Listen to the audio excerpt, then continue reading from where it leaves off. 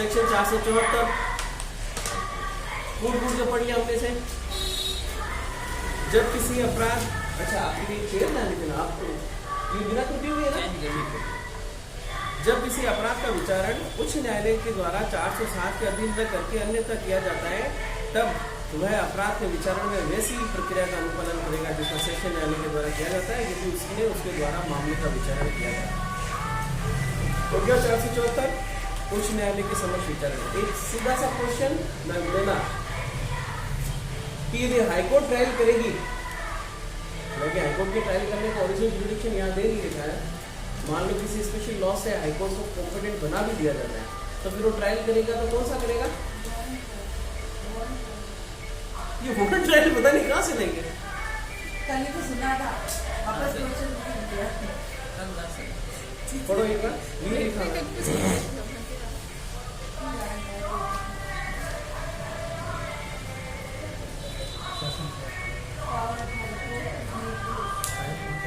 474 पढ़ने का कह रहा हूँ।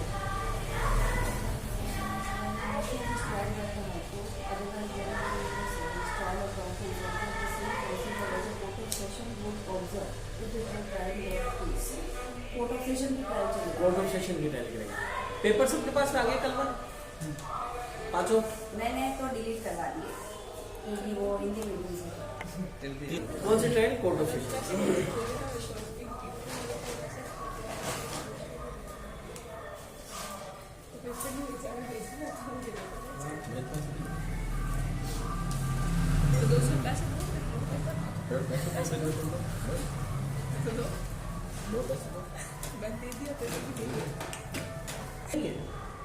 और फिर भी पिछली बार क्वेश्चंस का लेवल अपने देखा कि क्वेन को विलोपित करने का क्वेश्चन पूछ लिया गया है, हो सकता है 475 की बात को पूछ ले।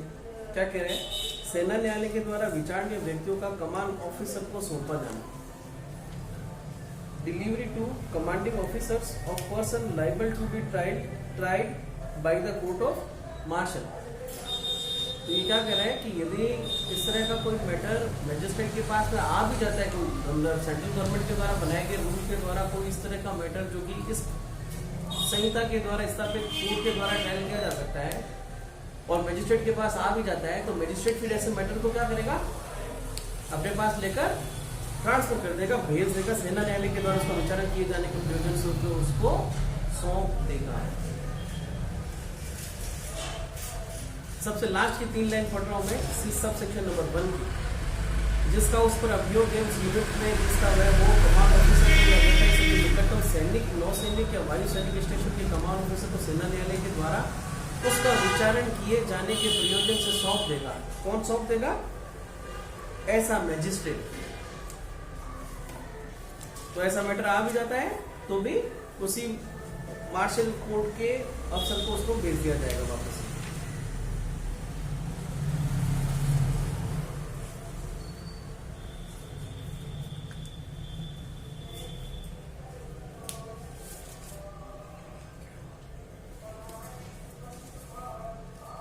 सब सेक्शन नंबर 2 क्या हुआ प्रमिला? क्योंकि किसी यूनिट या निकाय के कमान ऑफिसर की उस प्रयोजन के लिए लिखित आवेदन प्राप्त होगा। क्या कहा इसने कि जिस किसी भी आदमी को फिर उस कमान ऑफिस ने सेना न्यायालय के मामले को भेजा जाना है, तब तक उसकी सुरक्षा का जिम्मा किसका रहेगा? मैजिस्ट्रेट का। मैजिस्ट्रेट ऐसे अपराध के लिए अपनी व्यक्ति को पकड़ने और सुरक्षित रखने के लिए अपना अधिकतम प्रथम प्रयास करेगा।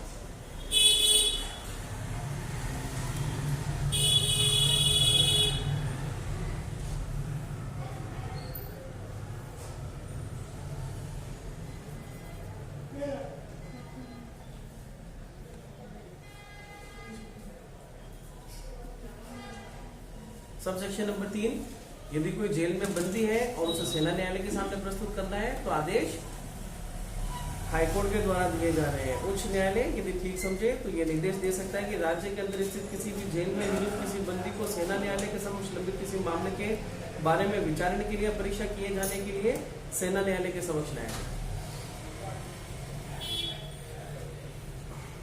476 476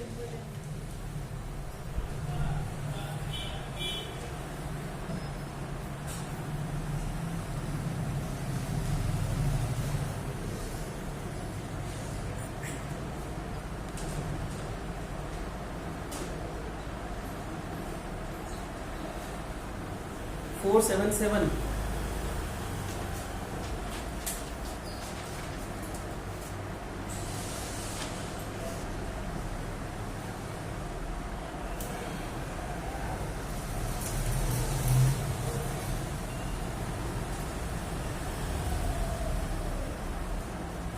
प्रत्येक उच्च न्यायालय राज्य सरकार की पूर्व सम्मति से निम्नलिखित के बारे में नियम बनाए। बस एक ही बात है।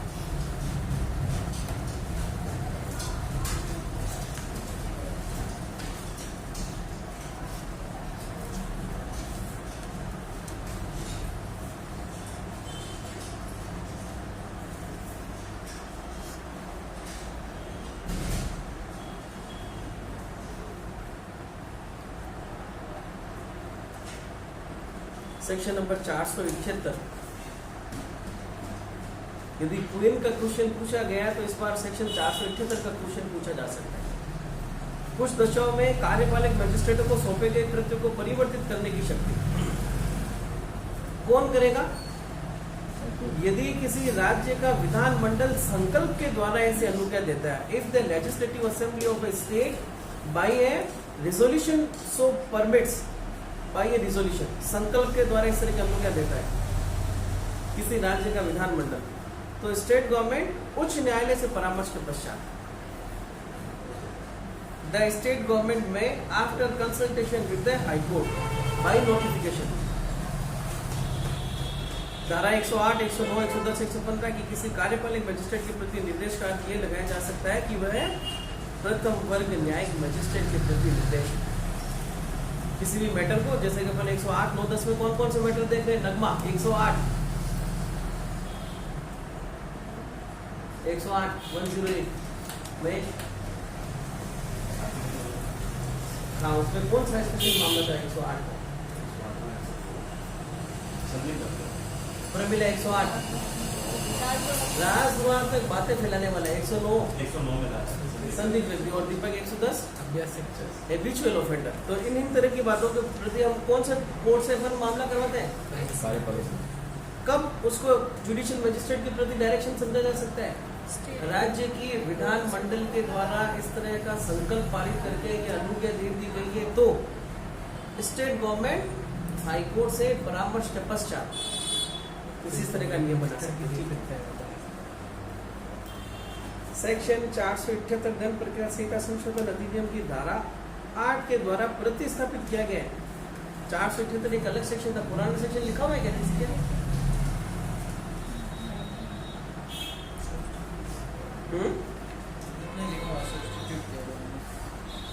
सेक्शन 479, ये अच्छा सवाल है 479 का। आपके आपने मिला हिंदी पढ़ाने में डर लग रहा है?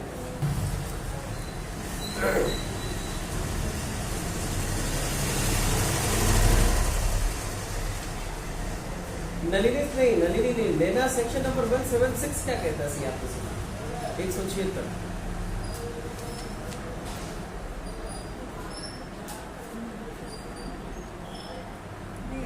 कल पढ़ा था आपने?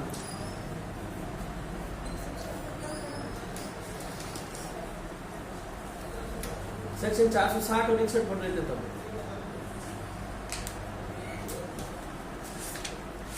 नजमा कल थी नहीं।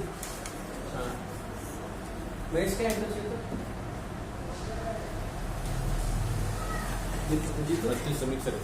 मृत्यु समीक्षा रिपोर्ट, पोस्टमार्टम रिपोर्ट अलग है, ये मृत्यु समीक्षा रिपोर्ट है। सवाल इतना सा है कि यदि किसी एग्जीक्यूटिव मजिस्ट्रेट के आदेश से किसी ने सेक्शन नंबर 176 में पोस्टमार्टम नहीं, सॉरी मृत्यु समीक्षा रिपोर्ट बना भी दी है पर वो कॉम्पिटेंट नहीं था, तब फिर कार्यवाही क्या होगी? दूषित होगी या दूषित नहीं होगी? नहीं होगी।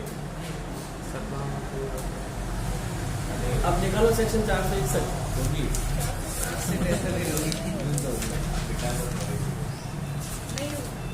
पक्का 460 का सवाल है। हाँ इसी पे अपन एजुकेशन रिपोर्ट करते हैं, इसी पे समीक्षा रिपोर्ट करते हैं।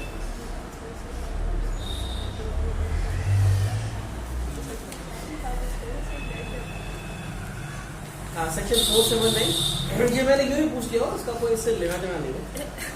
वह मामला जिसमें न्यायाधीश या मजिस्ट्रेट व्यक्तिगत रूप से हितबद्ध है। केस इन विच जज और मजिस्ट्रेट। नगमा, जज और मजिस्ट्रेट में क्या अंतर है? इंग्लिश में पढ़ रहा हूँ, इसका ना 479 केस इन विच जज और मजिस्ट्रेट इज पर्सनली इंटरेस्टेड। तो ये अलग अलग शब्द क्यों लिखे? जज और मजिस्ट्रेट अलग अलग क्यों?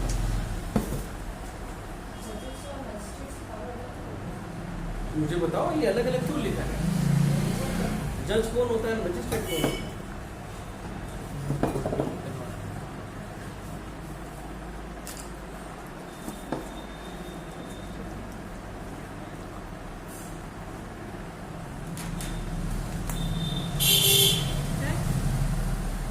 लेना, यदि नगमा ये बात कहे तो फिर बात बचा ली जाएगी। पनिशमेंट इंक्रीजमेंट देने के जो पावर्स है उसके अकॉर्डिंग उनको मजिस्ट्रेट और जज में डिफरेंशिएट करें। सेक्शन निकालो इसका, कौन सा सेक्शन में ये बात है? 27, 28 निकालो।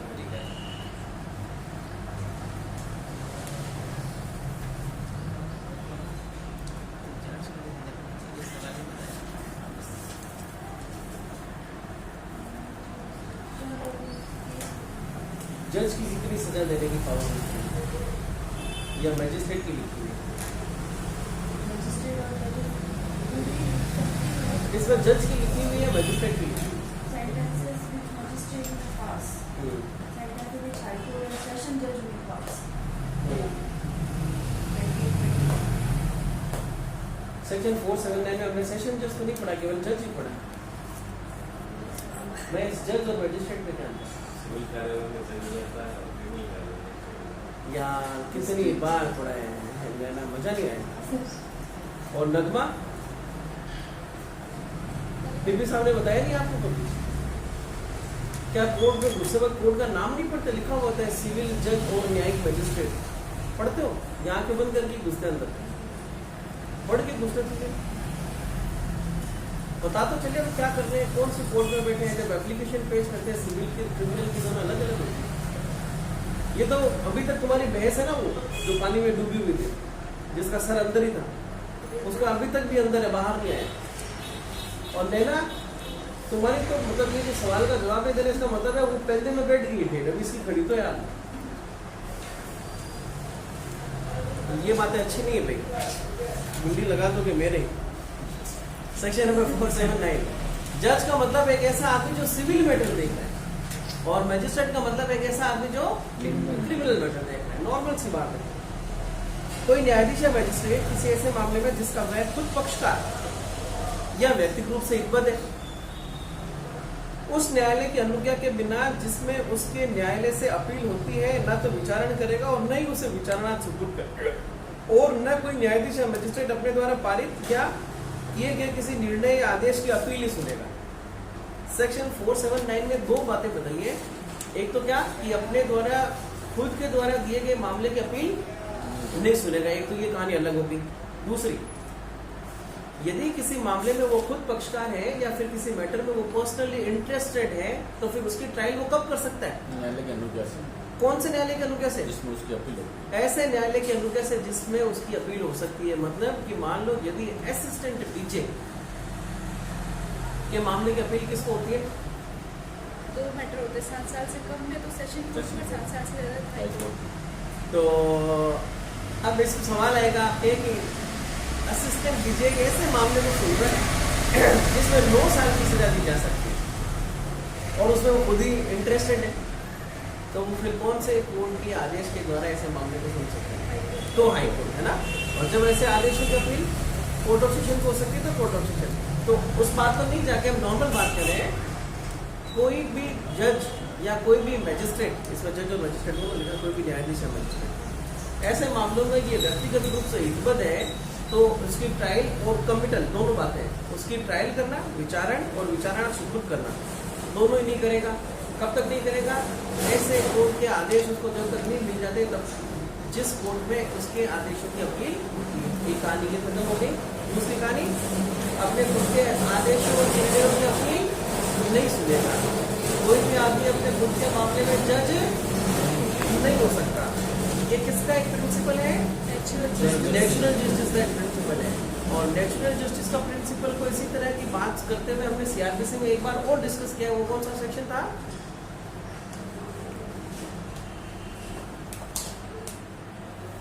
हाँ कुशवीर,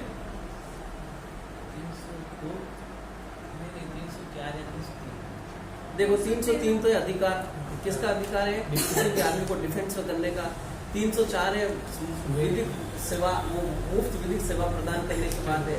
301 में कोई भी आदमी अपनी पसंद का कोई एडवोकेट साहब अपॉइंट कर सकता है, विक्टिम है या कुछ भी है तो वो पब्लिक प्रोसिक्यूटर के अगेंस्ट में उसमें होगा। 315 है ना कि उनके मामले में है ना उसको साक्ष्य देने के लिए तो ये तो है एक्यूज। कहानी क्या है कि क्या एक्यूज कॉम्पिटेंट होगा तो 315 में लिखा वो खुद की एप्लीकेशन लिखकर होगा। तो एक तो होगी आपकी बात क्या, ये नेचुरल जस्टिस का सिद्धांत है कि किसी भी आदमी को स्वयं के मामले में साक्ष्य दिए जाने के लिए मजबूर नहीं किया जाएगा, ये नेचुरल जस्टिस का सिद्धांत है। दूसरे पक्षकार को सुनना और स्वयं के मामले में जज नहीं होना। तो स्वयं के प्रतिरक्षा का साक्ष्य लिया जाना, प्रतिरक्षा का साक्ष्य लिया जाना की बात। अच्छा, हमने सीआरपीसी में एक मामला और कहाँ देखा जहाँ पर एक कोई जज साहब था, उसने खुद ने अपने ऊपर ही अपने फैक्ट्स, अपने को मिली हुई इंफॉर्मेशन के आधार पर कॉग्निजेंस ले लिया और अब उस आदमी को पूछ रहा है कि क्या तुम ट्रायल मुझसे करवाना 191, क्या आप ट्रायल मुझसे करवाना चाह रहे हो या किसी और से? क्योंकि इसमें कॉग्निजेंस किसने लिया है? खुद मैजिस्ट्रेट ने। किस मैटर पर? सेक्शन 190 के 1 के सी पर, स्व मोटो, स्व प्रेरणा पर। ठीक है, आगे क्या लिखा है स्पष्टीकरण पे 479 पे? न्यायाधीश मजिस्ट्रेट किसी मामले में केवल इस कारण से कि वह उससे सार्वजनिक हैसियत से में संबद्ध है या केवल इस कारण से कि उसने उस स्थान का जिसमें अपराध का होना अभिकथित है या किसी अन्य स्थान का जिसमें मामले के लिए महत्वपूर्ण किसी अन्य सेवावार का होना अभिकथित है अवलोकन किया है और उस मामले के संबंध में जांच की इस धारा के आधार पर पक्षकार या व्यक्तिगत रूप से हितबद्ध नहीं समझा जाएगा। बहुत जनरल बात लिखी है कि मान लो किसी मैजिस्ट्रेट ने किसी जगह का अवलोकन किया या किसी मैटर में इंक्वायरी कर ली या फिर किसी भी मैटर में वो मतलब पर्सनली नहीं पब्लिकली वो है उसमें थोड़ा सा हित रखता है, एक तो पर्सनल इंटरेस्ट, एक है पब्लिक इंटरेस्ट। तो इन तीन आधार पर उसको सेक्शन नंबर 479 की कंडीशन को फुलफिल करने की जरूरत है। पब्लिक इंटरेस्ट, किसी भी जगह का उसने इन्वेस्टिगेशन, किसी भी जगह का उसने क्या किया है, अपराध का होना अभिकथित है किसी भी केवल इस कारण से कि उसने उस स्थान का जिसमें उस अपराध का होना अभिकथित है या अन्य स्थान का जिसमें मामले के लिए महत्वपूर्ण किसी अन्य सेवावार का होना अभिकथित अवलोकन किया है। कौन कौन से स्थान का? जहां पर अपराध हुआ है या फिर कोई एक ऐसा अन्य स्थान जहां पर अपराध से संबंधित महत्वपूर्ण अन्य सेवावार हुआ है, उसका क्या किया उसने? अवलोकन किया है। किसी भी मामले में किसी भी जगह का अवलोकन करने के लिए मजिस्ट्रेट कहाँ कॉम्पिटेंट है? क्या मैजिस्ट्रेट इंक्वायरी और ट्रायल के दौरान किसी भी जगह की तहकीकात करने के लिए खुद जा सकता है क्या? कहीं सीआरपीसी में हमने ऐसी बात पढ़ी?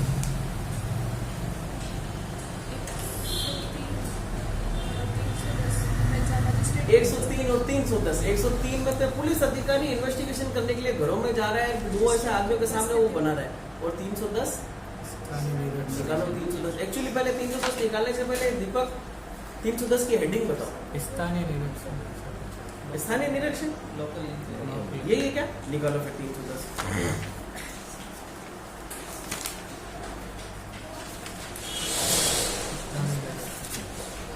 लोकल इंस्पेक्शन, यहाँ पे भी शब्द अवलोकन का इंस्पेक्शन क्या है? जज and magistrate notification party personal interested in any case reason to be concerned therein public capacity और in reason to get viewed the palace.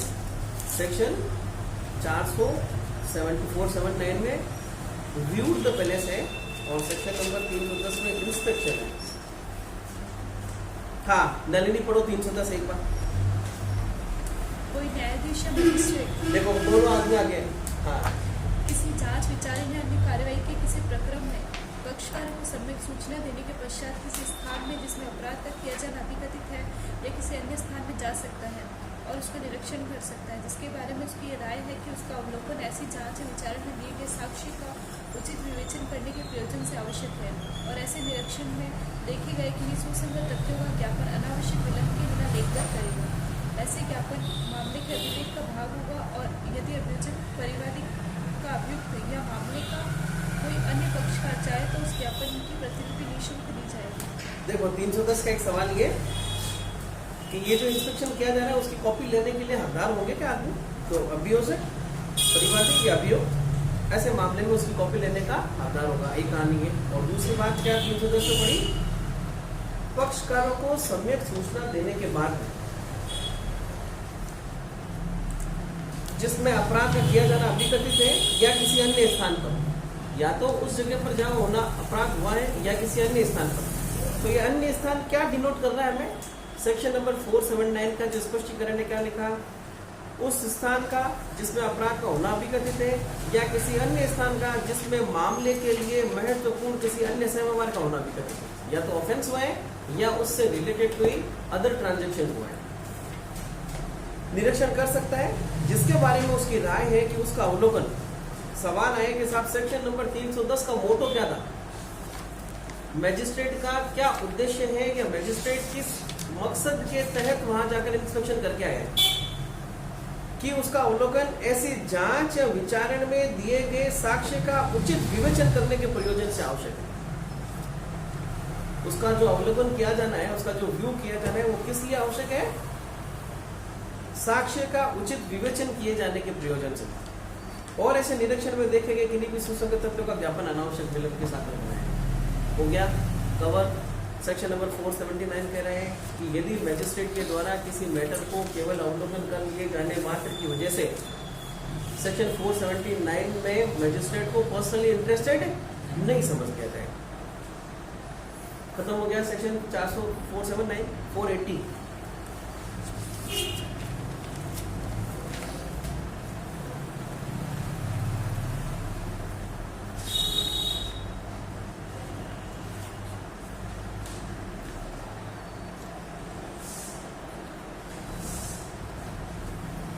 यार ये ना कोई भी व्यवसायी है ना मैजिस्ट्रेट के तौर पर कहाँ बैठता है जब फिर इसको अपॉइंट हो जाता है या तो क्या चीज मजिस्ट्रेट अपॉइंट बन जाता है या तो ऐसा ठीक पकड़ा थी। तो यदि व्यवसाय करने वाले प्लीडर का कुछ न्यायालय के मजिस्ट्रेट के तौर पर न हो, कोई प्लीडर जो किसी मजिस्ट्रेट के न्यायालय में विधि व्यवसाय करता है, उस न्यायालय में या उस न्यायालय के समय अधिकारिता करता था, किसी न्यायालय में मैजिस्ट्रेट के तौर पर नहीं बैठेगा।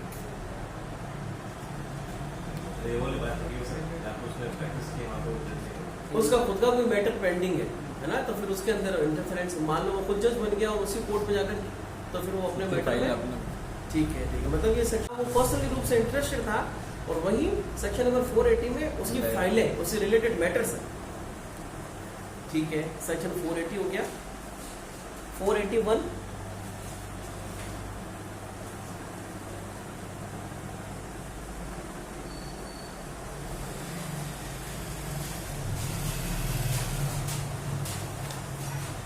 कहाँ लगाते हैं संपत्ति का विक्रय के लिए बोली? कुर्की करने के बाद में ऐसी प्रॉपर्टी को अपने पास रखेगा थोड़ी, उसको बेचना पड़ेगा। तो कोई लोक सेवक के लिए मना किया है ऐसा। सेक्शन 482 देखो, ये है ना 482 में इनहेरेंट पावर है, जिसको हमने हिंदी में अंतर्निहित शक्तियां किया है कि कहाँ है। नंबर 1 सवाल तो इसका कि अंतर्निहित शक्तियां का, उच्च न्यायालय की अंतर्निहित शक्तियां कहाँ बताई गई है? 482 में। 482 में उच्च न्यायालय की शक्तियां है अंतर्निहित, समाश्रित, प्रदत्त या विहित। ये अंतर्निहित शक्तियां होती क्या है? उसके अंदर भाई एक तो होती है इन्वेस्टेड निहित शक्तियां। इसका मतलब ये है कि मान लो मैं इस क्लास से चला जाऊं और महेश को कह के जाऊं कि साहब जब मैं क्लास में नहीं हूं तो आप पढ़ाने के लिए सक्षम हो, तो ये मैंने अपनी पावर उसको इन्वेस्ट किए, निहित किए। सेक्शन 482 इन्वेस्टेड पावर के बारे में नहीं कह रहा है, इनहेरेंट पावर के बारे में कह रहा है कि मान लो जब भी कभी मैं क्लास में नहीं हूं और महेश अपने आप से पढ़ाने नहीं लग जाए, मेरे को उसको कहने की जरूरत नहीं है, तो ये कौन सी पावर है? Inherent power. तो इनहेरेंट पावर का दर्जा ज्यादा है इन्वेस्टेड पावर के। तो जहां कहीं भी हाईकोर्ट को, अच्छा सेक्शन नंबर 482 केवल हाईकोर्ट की इनहेरेंट पावर बता रही है, किसी दूसरी कोर्ट के नहीं। जबकि यदि सिविल मैटर को देखेंगे हम सीपीसी को जानेंगे तो उसमें भी अंतर्निहित शक्तियां है। कौन से सेक्शन में? 151 सीपीसी की धारा 151 में अंतर्निहित शक्तियां है किसकी? सिविल कोड की या सिविल न्यायाधीश की, वहाँ हाईकोर्ट की। तो सेक्शन 482 इनहेरेंट पावर के बारे में ये कह रहा है कि यदि हाईकोर्ट को ऐसा लगता है कि साहब उसको कोई काम करना है और ऐसे काम किए जाने से मना, ना तो कोई लॉ कर रहा है ना सीआरपीसी कहीं कर रही है, तो हाईकोर्ट उसको अपने आप से मान लेगा कि वह उसको करने में सक्षम है। जैसे कि एक छोटा सा एग्जांपल कि यदि किसी आदमी के विरुद्ध किसी दूसरे व्यक्ति ने एफआईआर दर्ज करवा दी और फालतू बेमतलब से परेशान करने के लिए, सीआरपीसी में तो हमने कहीं नहीं पढ़ा कि साहब आप एफआईआर को क्वेश करवा सकते हो। हमने क्वेश करवाना एक कहाँ पढ़ा है? ऐसे कन्विक्शन को पेश किया जा सकता है कौन से सेक्शन में? प्रमिला बताया था आपने कि ऐसे कन्विक्शन को पेश करना केवल इसी एक सेक्शन में लिखा हुआ है।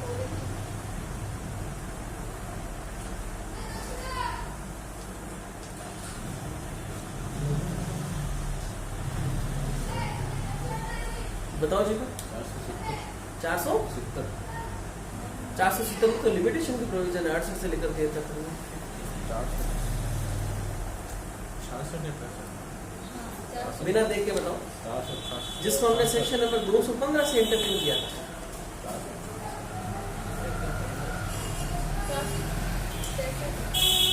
देखो 464 तो नहीं है।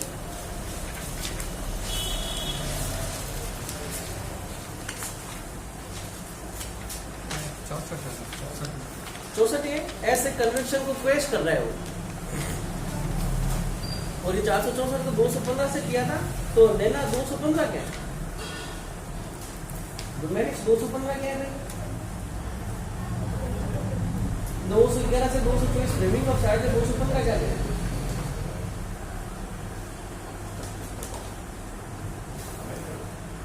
किसको 215 में क्या है? गलती का प्रभाव। यदि गलती का प्रभाव वास्तविक नहीं तब तो चल जाएगा, पर यदि वो वास्तव में बुलावे में पड़ गया तब फिर 464 कह रहे हैं। दो अलग अलग बातें। क्या बातें दो अलग अलग उसमें?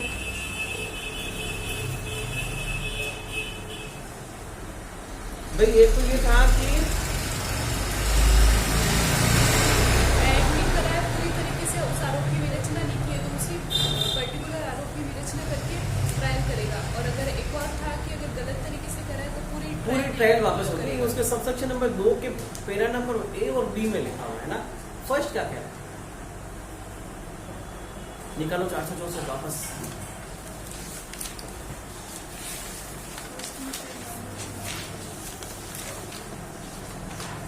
तभी है ना करेगा कि अगर वस्तुतः न्याय नहीं हो पा रहा है।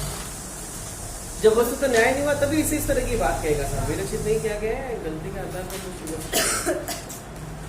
आरोप विरचित नहीं किया जाने की दशा में आदेश देगा कि आरोप विरचित किया जाए और आरोप की विरचना के ठीक पश्चात की पुनः विचारण प्रारंभ करें। आरोप विरचना के ठीक पश्चात से विचारण पुनः प्रारंभ किया जाए।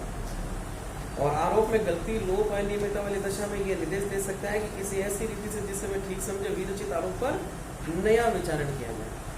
ठीक है, आगे 482। तो 482 हमें अपने आप को मतलब क्या कहना चाहेगा? 482 क्या कहना है अपने आप को कि साहब जहाँ कहीं भी न्याय के उद्देश्य से करने के लिए हाईकोर्ट को करना कुछ ठीक लगता है और किसी भी लॉ में एक्सप्रेसली या इम्प्लाइडली उसे ऐसा करने से मना नहीं किया गया है, तो हाईकोर्ट हर एक ऐसा काम करने में सक्षम है जहां उसको मना नहीं किया गया। ठीक है ना।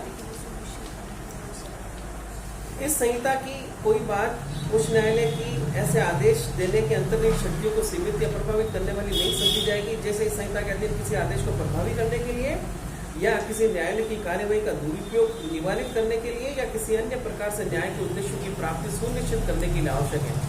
इसके 3 मकसद है। कोई भी आदेश दे सकता है अंतर्निहित शक्तियों के तहत। क्या क्या? संहिता के अधीन आदेश को प्रभावी करने के लिए। 2, न्यायालय की कार्यवाही के दुरुपयोग को रोकने के लिए। 3, अन्य प्रकार के न्याय के उद्देश्य को प्राप्ति सुनिश्चित करने के लिए। कोई भी ऑर्डर जिसको एनफोर्समेंट में लाना है, कोर्ट की किसी भी कार्यवाही जो मिसयूज की जा रही है उसको रोकने के लिए, और 3, न्याय के उद्देश्यों की प्राप्ति के लिए। इंग्लिश क्या क्या कह रही है? Nothing in this code shall be deemed to limit or affect the inherent power of the High Court to make such orders as may be necessary to give effect to any order under this code, किसी भी order को effect पे लाने के लिए, or to prevent abuse of the process of the court, or otherwise to secure the ends of justice. Clear है? आगे next 483.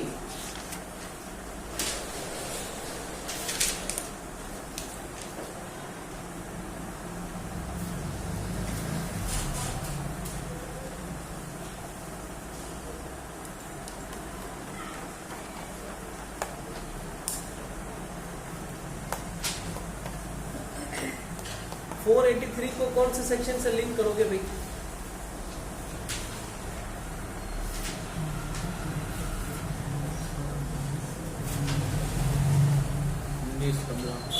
उन्नीस और 15 का 19 का दोनों का एक है।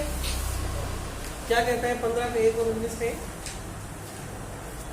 सारे मजिस्ट्रेट कि साहब सत्र न्यायालय के सीधे नियंत्रण में रहते हुए चीफ जुडिशियल मजिस्ट्रेट के, अच्छा उसके साधारण नियंत्रण में रहते हुए चीफ जुडिशियल मजिस्ट्रेट के नियंत्रण में, तो क्या उन पर अधीक्षण की पावर, जो सुपरविजन की पावर हाईकोर्ट भी कर सकता है इस्तेमाल? हाँ कर सकता है, पर उसका मकसद क्या है? मजिस्ट्रेट के द्वारा मामलों का निपटारा शीघ्र और उचित रूप से किया जाना।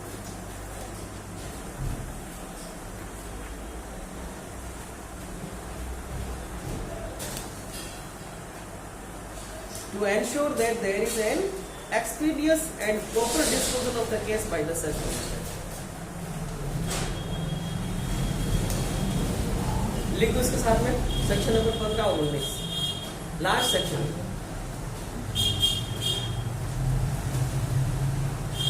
प्रमिला सीआरपीसी को खत्म होने की विदाई का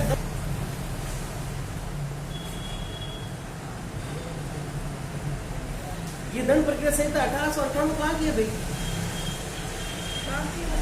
कौन सी है? ये 1973 की जो सीआरपीसी थी उसके पहले दंड प्रक्रिया संहिता 1898 था। 1898 को निरसित किया जाता है।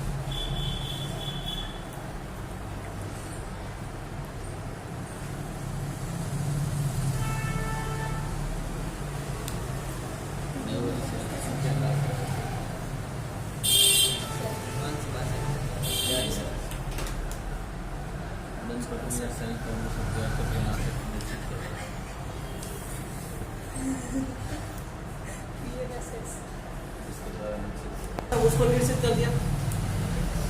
सबसेक्शन 2 में एक जनरल बात तो ये करिए कि जिस समय इसको लागू किया गया था और कोई भी मामला अपील, जांच, इंक्वायरी, ट्रायल जो कि पुरानी से पेंडिंग थी, तो फिर किससे पेंडिंग रखेंगे? पुरानी से। पर एक बात क्या कह रहा है? प्रोवाइजो पे पढ़ो प्रमिला, प्रोवाइजो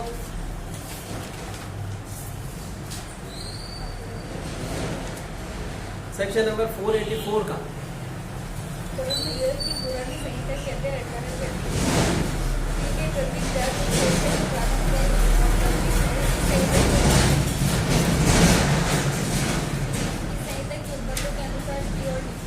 और चैप्टर नंबर 18 क्या कहता है? क्या? Session trial. मतलब 18 में केवल और केवल सेशन ट्रायल ही है, 225 से 237 तक। तो देखो इसने ना क्या कहा है, बाकी सब चीजें तो पुरानी वाली से रहेगी, मगर यदि सेशन ट्रायल चल रही है तो फिर सेशन ट्रायल को नई संहिता से, जबकि 1973 में ये लागू हुई थी, उससे चलेगी, पुरानी वाली से नहीं चलेगी। पुरानी संहिता का अध्याय 18 का पुरानी संहिता में चैप्टर ये भी ठीक है। फिर पुरानी संहिता का चैप्टर 18 कौन सा होगा? जांच का ही होगा। हाँ तो पुरानी संहिता का चैप्टर 18 जांच वाला ही होगा सर, इसमें जांच वाला ऐसे नहीं होगा। तो फिर हमें चैप्टर नंबर 18 याद रखना है ना। ये होगा जांच और विचारों में दंड न्यायालयों के अधिकारी। पुराना लिखा हुआ है क्या आपने? नहीं, अभी जो 13 है वो 18 होगा। जांचों के विषय में तो यही है। बात तो बन नहीं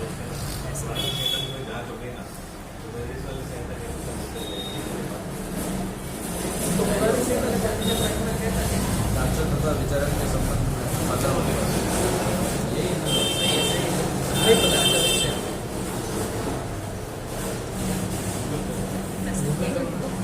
करेगा नहीं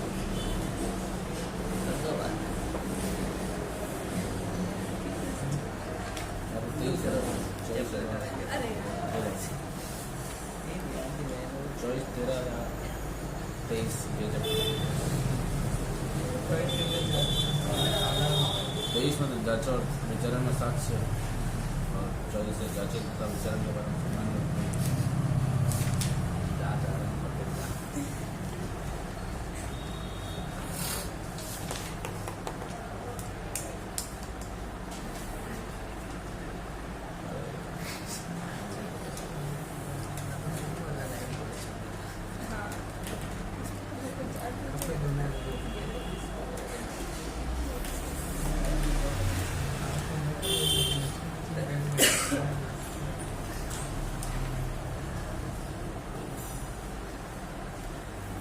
सब सेक्शन नंबर 3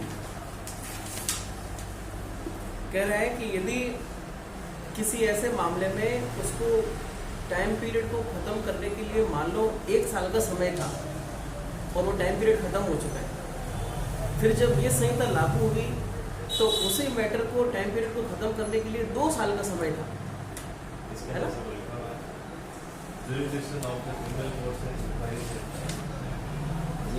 पुरानी वाली।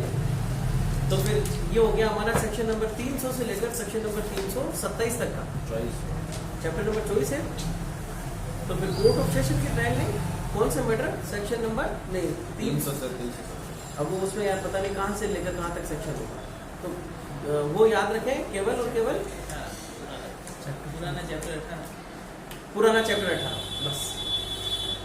हाँ क्या कह रहे हैं ये?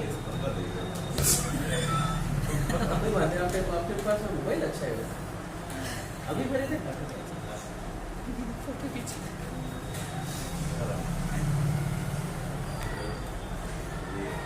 of inquiry into cases tried by the Court of Session or High Court. Same है, मतलब चैप्टर 18 उसका पुराने का अभी का है। सर चश्मा लगा सर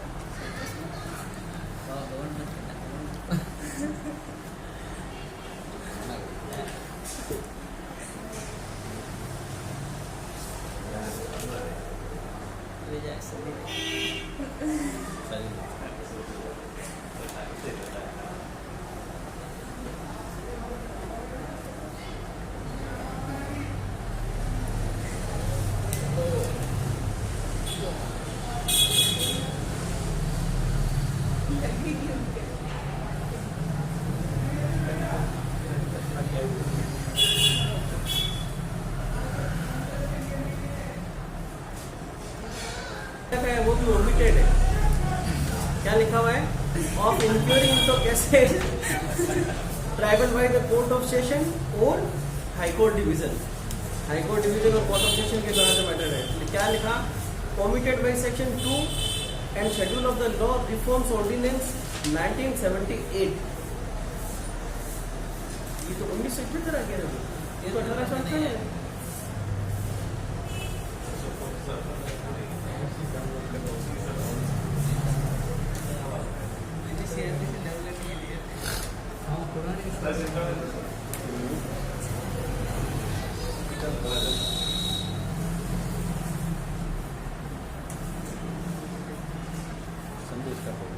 अच्छा फिर वो जो भी होगा उसको 1978 में रिपील किया,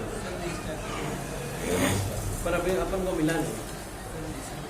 हाँ, सेक्शन 484 का लास्ट सब सेक्शन नंबर 3 क्या कह रहा है कि मान लो जिस पुरानी संहिता में लिमिटेशन थोड़ा सा कम दे रखा था और उसका टाइम पीरियड खत्म हो गया और पुरानी संहिता में उसका लिमिटेशन थोड़ा ज़्यादा दे दिया, तो फिर कोई आदमी ऐसा क्लेम नहीं करेगा कि सर उसमें 1 साल था इसमें 2 साल है, तो अब तो सुन लो, वो वाली बात है उसी वक्त खत्म हो जाएगी।